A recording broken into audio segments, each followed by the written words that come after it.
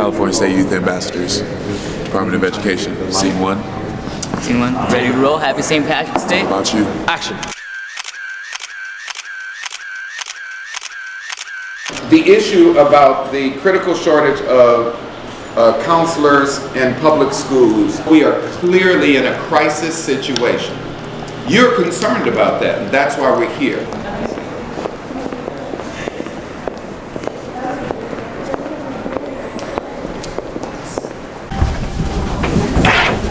Oh, watch out.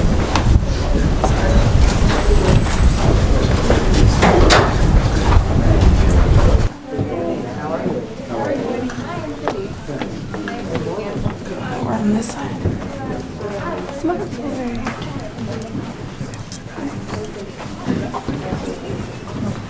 Please, everyone have a seat.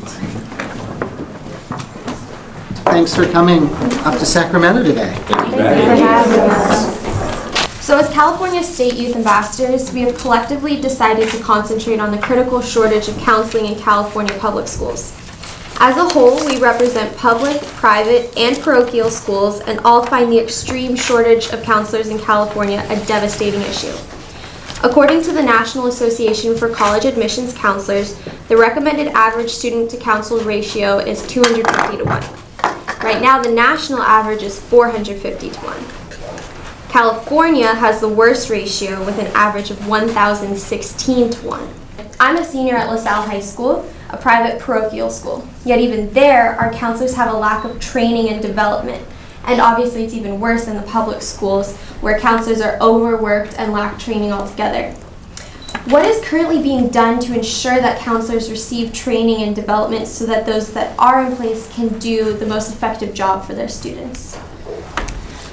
Well, in California, we're a local control state, as I'm sure all of you researched and have done this view. So there's very little that can be done directly from Sacramento to make sure that training happens the way it should. There are some great organizations with which we work to try to raise awareness of the need for better training and frankly to not be 51st in the nation in the number of counselors per student, which is just atrocious. Our schools have just beginning to come out of a huge fiscal crisis. $20 billion in cuts, dropped to 50th in the nation in per pupil spending. And so as schools cut back, they tend to cut counselors and cut aides and cut nurses. But one of the things that's really so inspiring and great about the work you're doing is a lot of these things in California, adding counselors back, bringing back the arts, civics, other programs that have been lost over the last few years is actually going to require students like you, parents, community leaders, being involved with the local control funding formula process, being involved with their school boards, and demanding it at the local level. Research shows that while 80% of the United States, such as Florida, Connecticut, etc., have a comprehensive school counseling program, California and many others do not. Are there any steps the department has taken or is taking to change this? And is there a possibility for California to adopt a counseling program from the state that already contains a counseling program? We have 1,043 school districts and over 10,000 schools.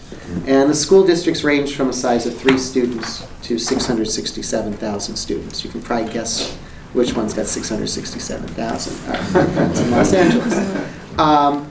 What's the one-size-fits-all solution that can work for 1,043 school districts? And 40% of our school districts actually have 1,000 or fewer students in them. It's not every school district is urban, as some people might think. So chances of a statewide solution are usually rare because of that. And also in California, we're a mandate funding state.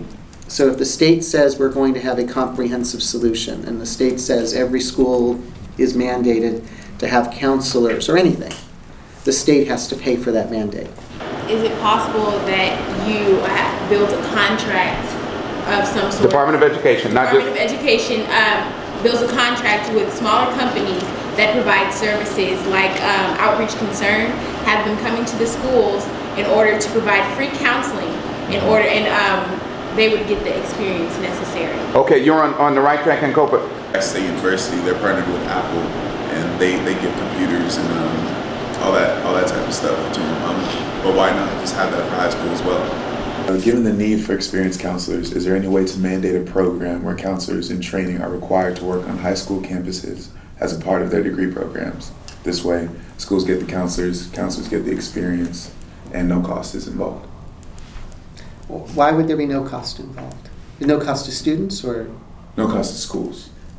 Generally, programs that don't cost anything or don't cost a lot tend to be looked at more favorably across the street with the legislature and the governor. And certainly there may be ways. There's some conversations about adding service elements for teachers. I haven't seen so much for counselors or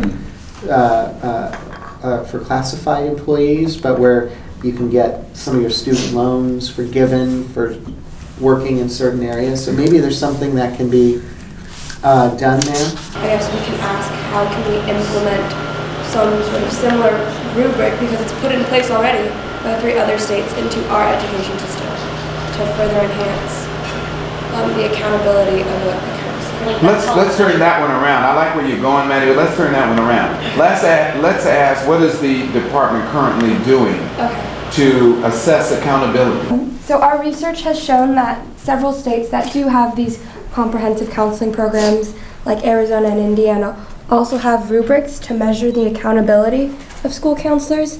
In California, what mechanisms are in place to measure the effectiveness of our school counselors? To be honest, I'm not aware of any rubric to measure effectiveness. So people go at it from trying to find, other, high school graduation rates, college admission rates. So people look at other factors to try to get at some of this. But of course, when you're 51st in the nation and in the number of counselors, the 1,016 students per counselor, most of the counselors I talk to feel awful that they're not able to provide the type of support and assistance that they would like to be able to provide. So I'm not sure where that would fall on a rubric, because a lot of them are just trying to get through the day as well as they can with really awful circumstances based on the scarcity of counselors that we have. Thank you.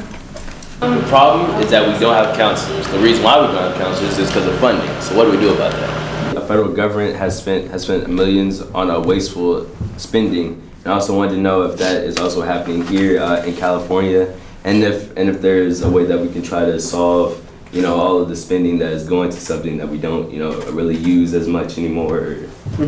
Just trying to There, in any human institution, it's not going to work perfect. That's one thing we know about humans. So is there probably a little bit of waste in government spending? Are there things that may not be spent the way they should be?